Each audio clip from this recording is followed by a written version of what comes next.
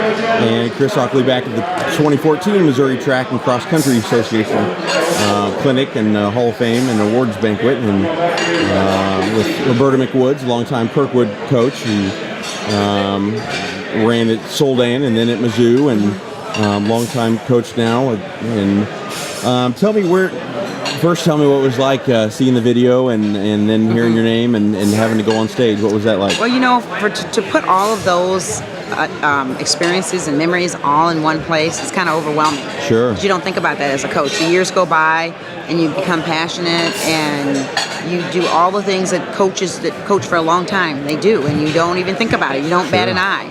But to get it packaged and delivered in some way, it really is kind of overwhelming, but it's also just makes you, it's a humbling experience. Sure. And you're glad to belong to a great group of coaches that share that same passion. Yeah.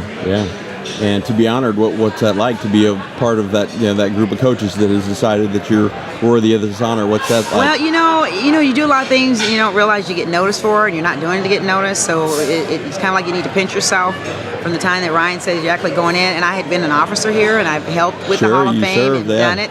So to actually be a part of that, I never really saw myself as one day I'd like for that to happen. It just happens, So it is very humbling.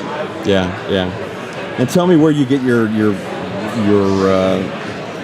what I see out of a lot of you over the years, just this positive, enthusiastic passion. Where does that come from? And well, I'm a military brat, so my dad raised us to be very independent, a lot of trust in God, and each day you don't take for granted, and you make the most of each day, and because you never know what's going on in the life of an individual, so it's nice to be able to have that kind of impact on an individual. You don't know, can't take it for granted, and that be able to experience that in their life is great. As a teacher, we experience that, and as a coach on the next level, it's even amazing that you have that kind of impact. Yeah. So when kids come back and say things like that, you're like, really? I didn't realize I had that, but I'm glad that I did. Right. What any memories that stand out the most as a coach? Favorite moments, or maybe obviously don't want to pin you down too hard, but what things stick out? The one thing there's a lot. You're right, but on the video, there's a picture of me hugging this girl. And that was Courtney Jones back in 1995. The year before her junior year, she finished second in state in 300 hurdles.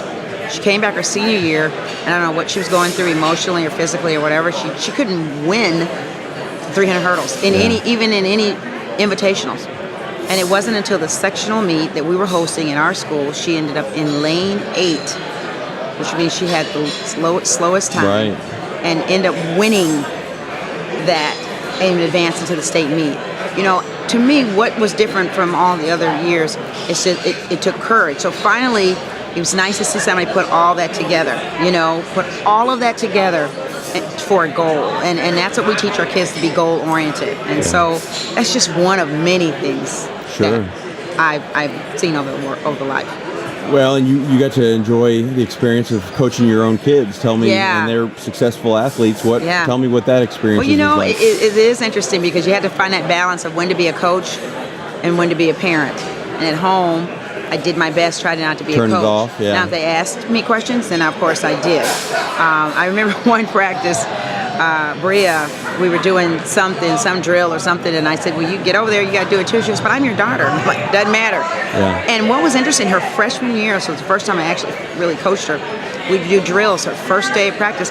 I'd forget she's out there. You warm up like everybody else, you stretch, you do your drills, you do all, and I'd forget that she was even out there. So, she just became one of everybody else, and then we got home, we got in the car, and go home. That was a different story. So, and Eric, to be able to have him for 3 years was amazing because he was so talented. My hardest struggle with him is to try not to let him get hurt, because I knew that soccer was going to be something that he really wanted to move on. So I didn't want to get him to get hurt in track for something that he was going to be doing soccer. So he was kind of harder to balance. Yeah. But both of them were wonderful to coach.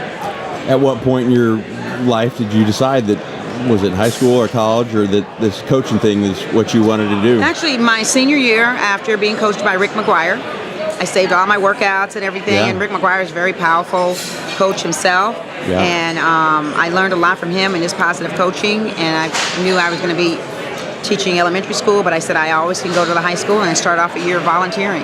Yeah. And from then on, it just happened.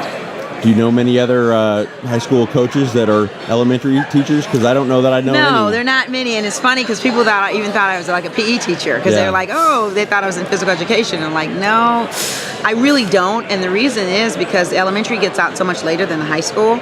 But like I said, Kirkwood is an amazing district. I had wonderful principals, and my principals always allowed me the flexibility as long as I was taking care of what I needed to do in the classroom. Sure. They allowed me that flexibility to go and do my passion at the end of the day.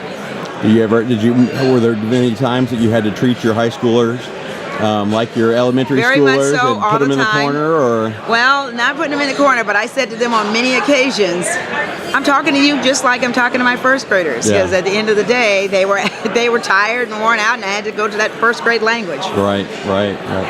Well, tell me, and I'm just shocked to hear that you say that you had 3 girls that were going to go to districts or sectionals and couldn't be able to drive back to Kirkwood in time for graduation. Actually, it was 13. Oh, 13? I had 13 seniors because I was coaching the guys too. And when I told our district that Poplar Bluff is 3 hours away and graduations, there was no way. They didn't say, hey, they're going to have to choose. They said, let's see what we can do. And they found a chartered plane and That's flew them, just flew them unbelievable. back. Yeah. I'm not sure that if any other district might do that. I can't imagine. I know. I mean, you can't imagine that they did, but our kids got on that plane and they went back, and that was a year for the girls' side. We finished 3rd in state, so Yeah. it was awesome. And then my one boy that made it through won the state championship. So it was Right. like, and it wasn't really about that. It was just about they worked hard all year, and now they've got to choose between graduation Right. and track, and so I was just fortunate to be a part of the district that supported track and field. I'm not going to nail you down to just one, but just give me one moment that you'll cherish, or is maybe your most favorite or most proud of moment, or some instance, over the years that one that You know you what? might want I to don't. share. I really don't. All I can say is I have an amazing coaching staff. Yeah. I would not trade any of them for the world. Being out there every day is the reason I enjoyed coming every day. We're friends. We attend each other's personal challenges and personal and wonderful things that happen. So just being with that staff Yeah. is the greatest thing for me. And lastly, what piece of advice would you give young coaches as they start their careers? Or I think they have to be patient, they have to be flexible, and they have to live 1 year at a time. Don't look at, you get this freshman, what they're going to look like in 4 years. You don't know if you're going to have them. Mm-hmm. So you make the best of what you can for that time and try to encourage them and be positive and listen to them. Yeah. Well, appreciate the time, Coach, and congratulations on the big honor. Thank you. I appreciate it. Thank All you. right, thanks.